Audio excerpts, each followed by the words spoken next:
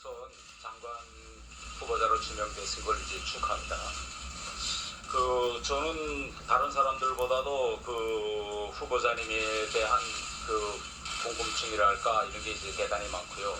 제가 이번에 지역구에서 선거를 해보니까 제일 처음에 다가오는 네거티브가 태영호는 빨갱이다. 사상검증 안 됐다. 이게 첫 번째 네거티브였습니다. 후보자께서도 생애 기간에 이런 말 들어보셨겠죠?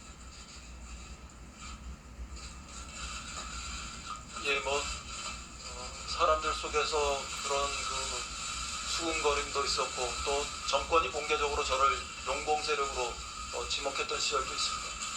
네. 그래서 제가 그 누구보다도 이제 후보자의 이제 삶의 궤적을 좀 한번 추적해 보았는데 제가 이렇게 제목을 달았습니다.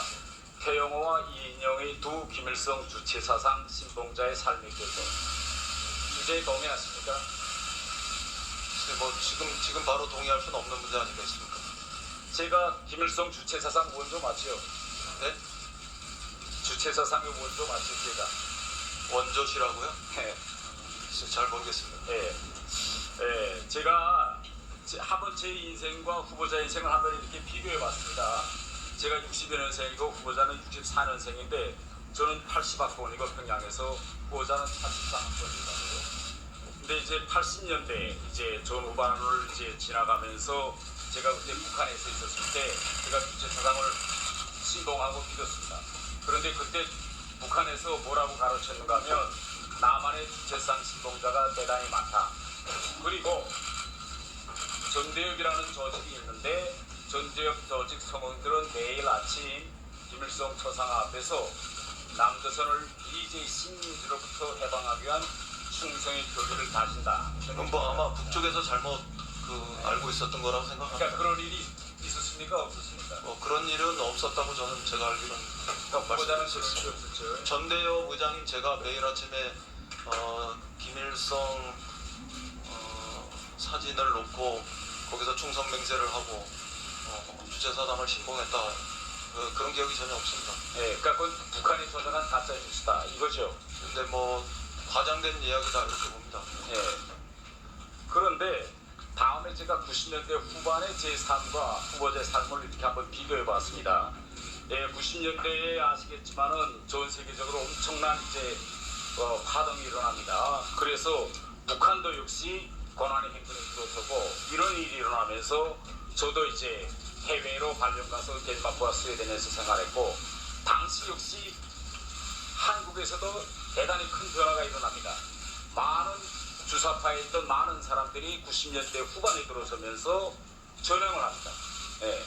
그런데 이때 제가 이거 후보자는 이때 무슨 일을 했을까라고 이제 들여다봤는데 아주 이상한 일을 하나 제가 봤습니다.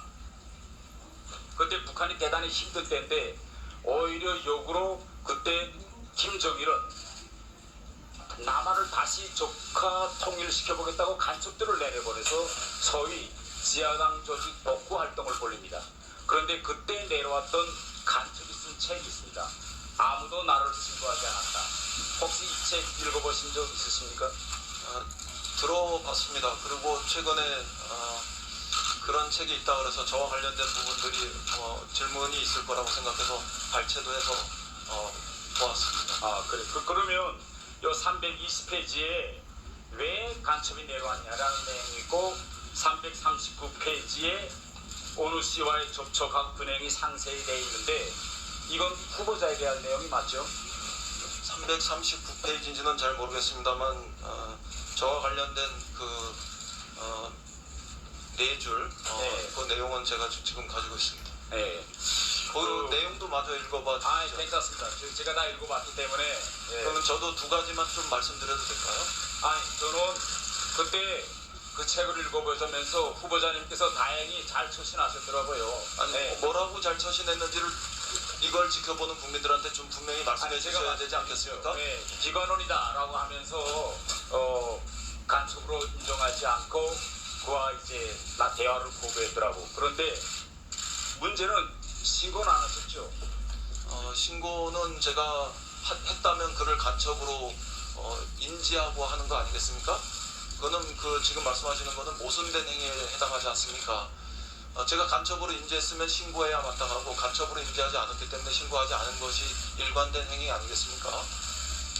예, 그 이후에 제가 후보자가 쓴 글, 또 이제 여러 가지 재판 기록들을 이제 많이 보았는데, 예, 거기에 뭐 이런 표현들이 나옵니다. 남조선은 뭐 미제의 식민지. 제가 또 쓴 글이라고 말씀하셨습니까? 쓴 글도 있고 재판 기록도 있고 언론에 나온 것도 있고. 그거는 네. 의원님께서 굉장히 부정확한 말씀을 하시는 건데 쓴 글이 아닐 겁니다. 다시 한번 네. 확인하고 말씀하시지 않으면 네. 왜곡된 이야기를 이 자리에서 하시는 겁니다. 그러면 제가 추가 질문 드리겠습니다. 자, 이런 겁니다.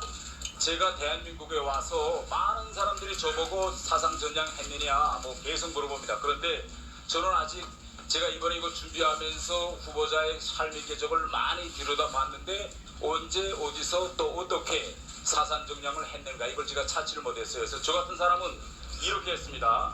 대한민국에 와서 저는 대한민국 만세 이렇게 불렀어요. 그래서 두고 보고 절 보고 사상전향 안 했다 그러면 아 무슨 소리 하십니까? 이렇게 제가 대한민국에 와서 첫 기자 인터뷰입니다.